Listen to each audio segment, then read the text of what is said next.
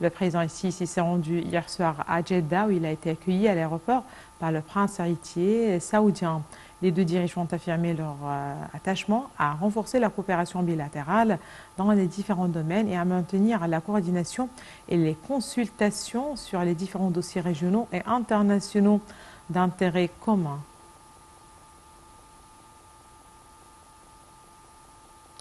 Le président Abdel Fattah el-Sisi a exprimé sur son compte Twitter sa gratitude et son appréciation pour l'accueil chaleureux et l'hospitalité généreuse que lui a réservé son frère, le prince héritier de l'Arabie saoudite.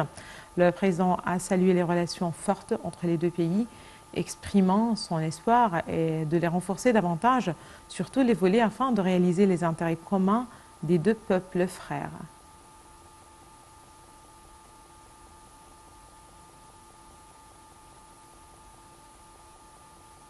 Le président Abdel Fattah el-Sisi a affirmé que les efforts de l'État pour la mise en place d'une stratégie dans le Sinaï visent à formuler une voie de développement avancée et intégrée qui comprend l'augmentation des investissements. Le président s'est exprimé lors de sa réunion avec le chef du gouvernement et les ministres de la Défense, de l'Intérieur. Les détails tout de suite.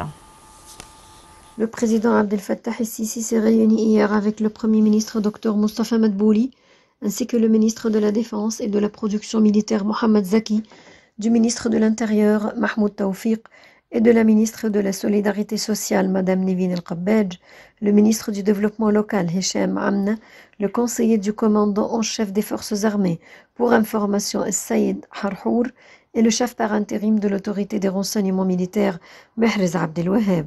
Selon le porte-parole de la présidence, la réunion a porté sur le suivi des programmes en cours et futurs afin de promouvoir les efforts de développement communautaire pour les citoyens égyptiens du Sinaï dans le cadre de la stratégie nationale de développement intégré de la péninsule du Sinaï.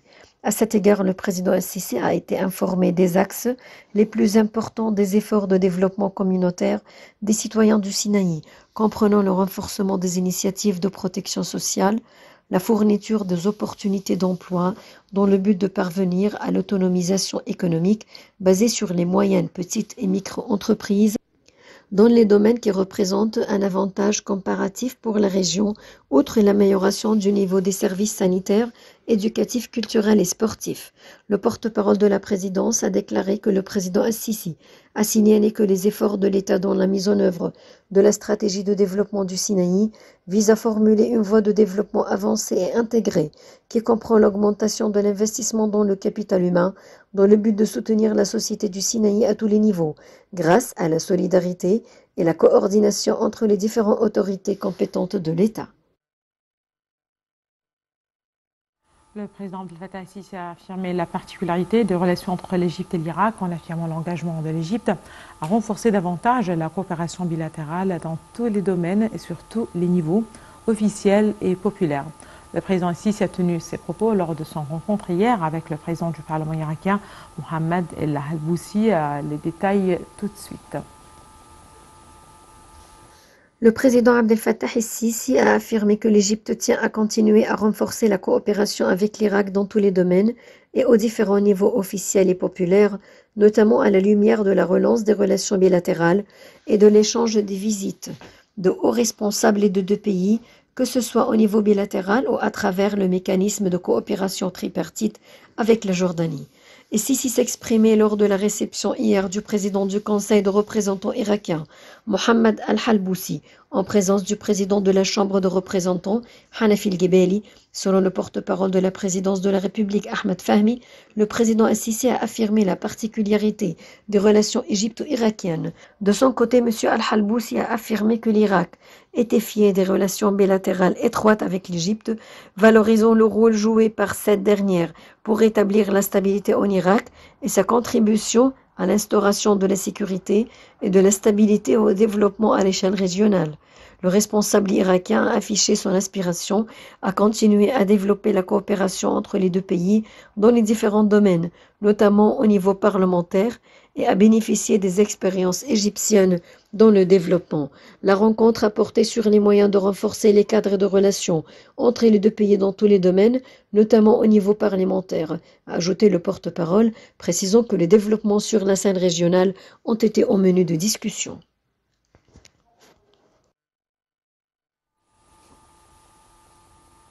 Dans le même contexte, le ministre des Affaires étrangères, Sameh Choukri, a affirmé le plein soutien de l'Égypte à la sécurité et la stabilité de l'Irak dans sa guerre contre le terrorisme.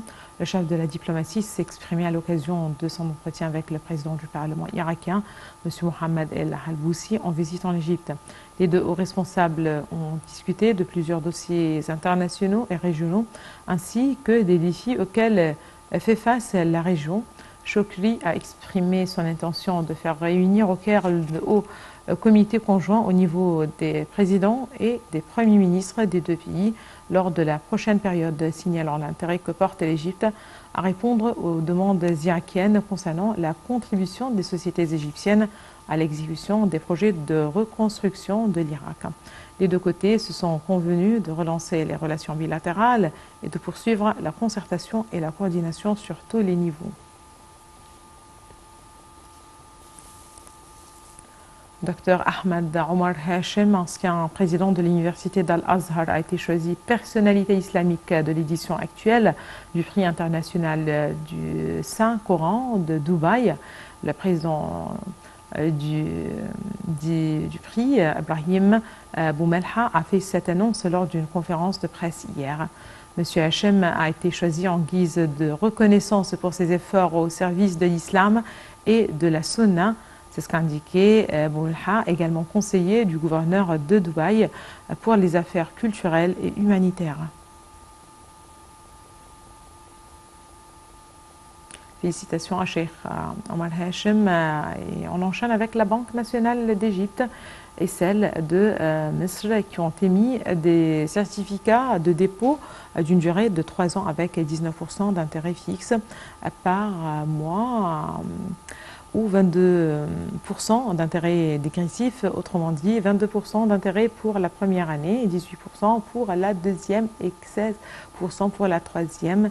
Le tout sera versé par mois. Ces certificats sont le reflet d'une vision positive concernant la baisse des taux d'intérêt dans la période à venir au vu de la déflation dégressive accompagnée de la stabilité des marchés à l'ombre des mutations internationales et locales et la politique de la Banque centrale d'Égypte pour contrer l'inflation.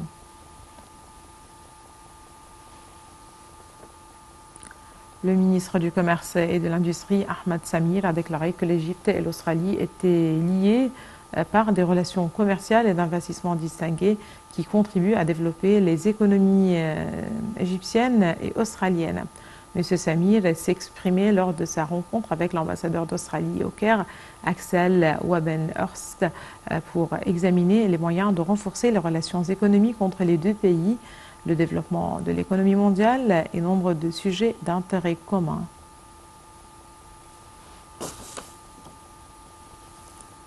Une équipe de recherche conjointe entre les universités du Caire et de la Nouvelle-Vallée a réussi à découvrir un fossile d'une tortue marine vieille de plus de 70 millions d'années dans la ville de Kharga, dans la Nouvelle-Vallée, dans le désert occidental. C'est une carapace quasi complète d'une tortue qui vivait à l'ère des dinosaures il y a plus de 70 millions d'années.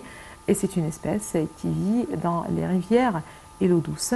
Et elle a été bien extraite grâce à la bonne façon dont elle a été conservée à l'intérieur de la montagne, selon un rapport remis par l'équipe de recherche dirigée par le doyen de la faculté des sciences au recteur de l'université du Caire. Le rapport a souligné que la nouvelle découverte de la tortue reflétait la grande importance du désert occidental en Égypte, vu qu'il contient de nombreux fossiles de vertèbres et qui sont apparus dans le sud de l'Égypte en provenance d'autres pays d'Afrique, compte tenu des conditions climatiques appropriées à leur existence.